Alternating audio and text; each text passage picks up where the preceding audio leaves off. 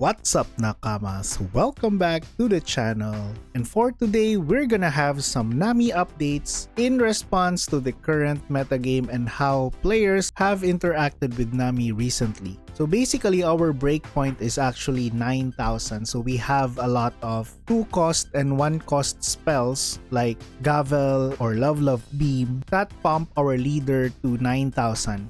So that would basically mean if our opponents attack us for 9,000, we will need 2 cards at least. So that's one big thing that our opponents slowly got to understand, and now we have to deal with it. Then second point, if you're against a player who also understands how NAMI works, is that most of these opponents will not attack us until they build a very big board. So that would mean we end up doing our early turns with just drawing a card and passing if we don't draw our Sanji's Pilaf, for example, or our Kaya. So with these 2 big changes on how our opponent is dealing with us, this is how I changed and built my deck to combat those 2 main points. First update is that we got a NAMI playmat. So let's use this.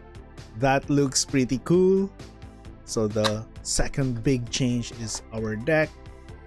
We have NAMI sleeves. Haha.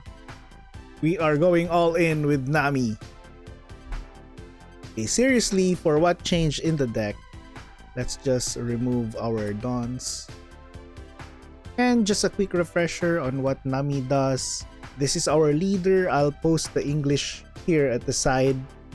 So for this video, I'll just be going over what are the changes. I'll try to make it very quick, so I won't be going over all the cards, but I'll make sure to show the English cards here at the side so that you guys can pause it to read the cards. So NAMI is our monocolor blue leader, 5k attack, but we won't be attacking with her against our opponent's leaders, but we do need her to control the board and attack our opponent's creatures. 5 life and has an alternate win condition that whenever our library or our deck becomes 0, then we win the game. Then has a Dawn 1 ability. If this leader's attack will cause a life loss to our opponent, then we get to trash the top card of our library and put it into our trash. So we're basically milling 1. So as I explained earlier, our opponents usually will not do anything until they build a board. So with our older builds, that would basically mean that we're just gonna be drawing a card and passing the turn. So to combat that, this build will involve more searchers to shape our hand in the early games. So I'm running the new Sengoku, which is basically similar to Buggy, but what this can search is a 7 Warlords of the Seas card, so a Shichibukai card. Then we are running 2 copies of Buggy. This will give us a total of 6 cards that we can use to search and shape our hand in the early parts of the game. So Buggy will find an Impel Down card.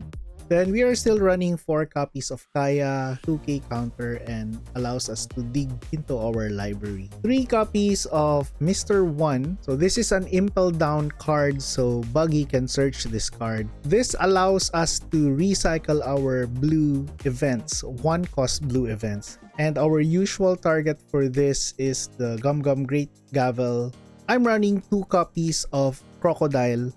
So NAMI is actually my very first deck for One Piece way back, and I think I have run like 1 copy of Crocodile during that time, but as time passed by, got out of flavor. With the addition of Sengoku, we can search for Crocodile because this is a 7 Warlords of the Seas card. It is a 1k counter and it's 7 cost 7,000. It has Banish, and what actually is very good with this card is the Dawn 1 ability. Reduce the cost of all our events that we play from our hand. Then for our events, we are running 3 copies of Desert Spada. This is a 7 Warlords card. We can search this off of Sengoku.